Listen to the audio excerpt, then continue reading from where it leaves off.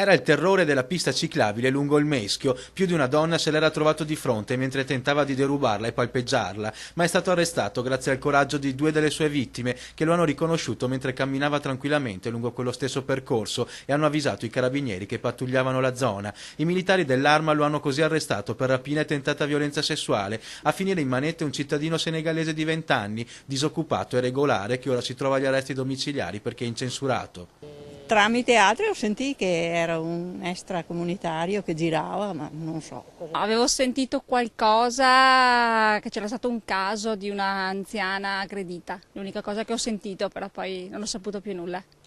Sono tempi che bisogna stare molto attenti perché si sentono spesso sti problemi, insomma, ecco. Speriamo che non succeda più, perché insomma sono cose che anche noi anziani non si può neanche più camminare per la strada un po' in pace, perde un po' d'aria, vero?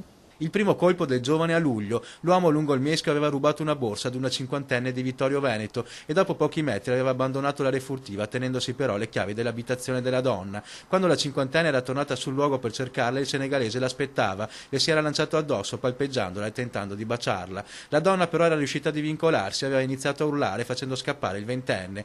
Il secondo colpo poco tempo dopo ai danni di una badante 45enne rumena. La donna stava percorrendo la pista ciclabile in sella alla sua bicicletta quando l'uomo aveva tentato di rubarle la borsa che era legata al manubrio facendola cadere. La vittima del tentativo di rapina aveva iniziato subito a urlare e il giovane, spaventato dalla reazione della donna, si era dato alla fuga. Finora era sempre riuscito a scappare, ma la prontezza delle sue vittime lo ha fatto arrestare. Ora i servizi di pattuglia lungo l'area continuano comunque per evitare che possano verificarsi ancora fatti del genere.